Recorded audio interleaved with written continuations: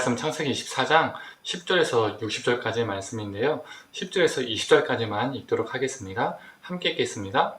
이에 종이 그 주인의 낙타 중 10匹를 끌고 떠났는데 곧 그의 주인의 모든 좋은 것을 가지고 떠나 메소포다미아로 가서 나홀의 성에 이르러 그 낙타를 성 밖 우물의 곁에 꿀렸으니 저녁때라 여인들이 물을 기르러 나올 때였더라. 그가 이르되 우리 주인 아브라함의 하나님 여호와여 원하건대 오늘 나에게 순조롭게 만나게 하사 내 주인 아브라함에게 은혜를 베푸시옵소서. 성중 사람의 딸들이 물 기르러 나오겠사오니 내가 우물 곁에 서 있다가 한 수녀에게 이르기를 청하건대 너는 물동이를 기울여 나를 마시게 하라 하리니 그의 대답이 마시라 내가 당신의 낙타에게도 마시게 하리라 하면 그는 주께서 주의 종 이삭을 위하여 정하신 자라. 이로 말미암아 주께서 내 주인에게 은혜 베푸심을 내가 알겠나이다. 말을 마치기도 전에 리브가가 물동이를 어깨에 메고 나오니 그는 아브라함의 동생 나홀의 아내 밀가의 아들 부두엘의 소생이라. 그 소녀는 보기에 심히 아리답고 지금까지 남자가 가까이 하지 아니한 처녀더라. 그가 우물로 내려가서 물을 그 물동이에 채워가지고 올라오는지라. 종이 마주 달려가서 이르되 청하건대 내 물동이의 물을 내게 조금 마시게 하라. 그가 이르시되 내 주여 마시소서 하며 급히 그 물동이를 손에 내려 마시게 하고 마시게 하기를 다하고 이르되 당신의 낙타를 이어해서도 물을 길어 그것들도 배불리 마시게 하리이다 하고 급히 물동이의 물을 구에 붓고 다시 기르려고 우물로 달려가서 모든 낙타를 위하여 깃는지라. 아멘. 오늘 아침 묵상을 들으시는 모든 성도님들에게 하나님의 은혜가 있기를 간절히 소망합니다.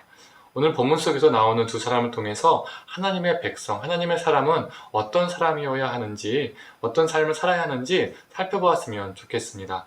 오늘 본문 14절을 보면 종의 이삭의 아내를 찾는 원칙을 볼 수가 있죠. 이 종은 어떠한 원칙을 가지고 이삭의 아내를 찾고 있을까요? 자신의 주인인 아브라함의 친척들이 모여있는 공동체에 도착했을 때 한 사람 한 사람 다 만나가면서 이삭의 아내를 알아보고 있는 것이 아니라 나그네에게 어떻게 대접을 하는가를 보고 이삭의 아내를 찾고 있습니다. 그래서 그는 한 여인에게 물동이를 기울여서 물을 한 모금 마실 수 있게 달라고 부탁을 합니다. 그때 그 여인은 드십시오라고 말을 합니다. 근데 거기에서 그치는 것이 아니라 낙타에게도 제가 물을 주겠습니다 라고 말합니다. 종은 자신에게만 물을 청했죠. 이 여인은 그런데 종뿐만 아니라 동물인 낙타에게도 자진해서 물을 먹이고 있습니다. 나그네와 그 동물까지도 대접한 것이죠. 18절에서 20절은 이 여성의 심성을 더 구체적으로 말해줍니다. 18절에 급히라는 단어가 있고 19절에 배불리라는 단어가 있고 20절에 또 급히라는 단어가 나옵니다. 종이 물을 청하자 그 종이 상황을 보고 종의 모습을 보고 급히 물동이를 건네고 낙타에게까지도 배불리 먹이겠다고 하고 또 급히 물을 구유에 붓습니다. 남의 일처럼 여긴 것이 아닙니다. 그 동물과 그 사람이 목말라 하는 그 마음을 알아서 급히 배불리 급히 했다는 것이죠. 이 여인의 모습을 보고 이 종은 이 여성을 이삭의 아내로 하나님이 정해주신 사람이라고 믿습니다. 여기서 우리는 무엇을 알 수 있을까요? 하나님의 사람은 나그네를 대접하는 존재입니다. 창세기 18장에서 무슨 일이 있었지요? 아브라함이 나그네를 극진히 대접하는 사건이 나왔었죠. 그 당시 문화에서는 낯선 나그네를 대접하는 것은 결코 쉬운 일이 아니었습니다. 그럼에도 불구하고 아브라함은 그들을 극진히 대접했습니다. 오늘 본문도 마찬가지지요. 요 하나님을 섬기는 자들의 삶의 특징은 나그네를 외면하지 않고 대접하는 것입니다. 두 번째로 하나님의 사람의 특징을 살펴보겠습니다. 33절 통해 알 수가 있죠. 우물에서 종에게 물을 대접한 이 여인은 우리가 잘 알고 있는 것처럼 리브가였습니다. 이 종은 리브가의 가족에게 초대를 받죠. 그 앞에서 음식이 베풀어졌습니다. 즉 음식 대접을 이 총이 받게 되었습니다. 먼 길을 떠나왔으니 이 총의 입장에서는 얼마나 배고팠을까요? 그리고 얼마나 지쳤을까요? 그러면 자신의 눈앞에 음식이 있으니 허겁지겁 먹을 수도 있었고 또 먹고 싶었을 겁니다. 그런데 33절을 보면 어떻게 그가 말을 하지요? 내가 내 일을 진술하기 전에는 먹지 않겠습니다 라고 말합니다.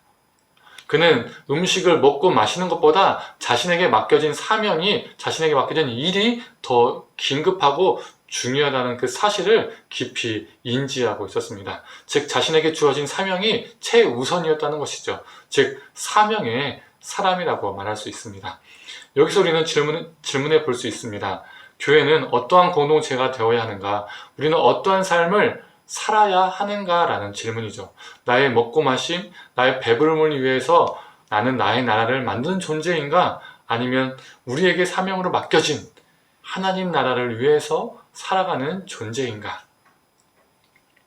로마서 14장 17절에 이런 말씀이 있습니다. 하나님의 나라는 먹는 것과 마시는 것이 아니요 오직 성령 안에서 있는 의와 평강과 희락이라. 이 말씀을 제가 2일 전에도 이 구절을 읽었었습니다. 먹고 마시는 것 분명 우리에게 필요합니다. 그러나 이 먹고 마시는 것보다 더 중요한 사명이 우리에게 있다는 것이죠. 우리 삶을 통해서 하나님 나라가 임하는 겁니다. 우리는 오늘 리브가와 종을 통해 하나님 나라의 백성의 특징을 알아보았습니다. 나의 먹고 마심을 위해서 사는 존재가 아닌 사명을 위해서 사는 것입니다. 그 사명은 하나님 나라를 위해서 사는 것이죠. 둘째, 나만을 위해서 사는 것이 아니라 이 땅의 나그네를 섬기며 사는 것입니다. 이를 통해서 또한 하나님 나라가 확장되어지는 것이죠. 저와 우리 성도님들 모두 나의 먹고 마심에만 몰두하며 사는 인생이 아니라 이 땅의 연약한 자들을 사랑하며 섬기며 하나님의 나라의 도구로, 확장의 도구로 살아가기를 간절히 축원합니다. 오늘도 하나님 나라의 백성으로서 우리의 사명을 잘 감당하기를 간절히 소망합니다. 함께 기도하겠습니다. 하나님, 리브가의 모습 속에서 낯선 자 나그네를 향한, 연약한 자를 향한 대접하는 모습을 보게 됩니다. 종과 그 동물까지도 대접하는 모습을 보게 됩니다. 그에게는 생명이 중요했었습니다. 또한 종을 통해서는 자신의 먹고 마심보다 사명이, 주인이 준 사명이 더 중요함을 최우선으로 둠을 보았습니다. 그는 사명의 사람이었습니다. 하나님, 우리가 이 땅 가운데 살면서 정말 하나님께서 주신 사명, 이 생명의 사명을 잘 감당할 수 있게 하여 주시옵소서.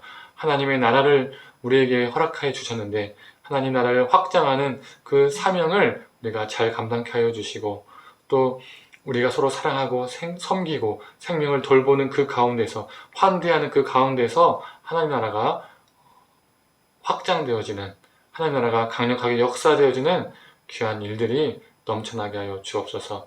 모든 걸 감사드리며 사랑에 많으신 예수님의 이름으로 기도드립니다. 아멘.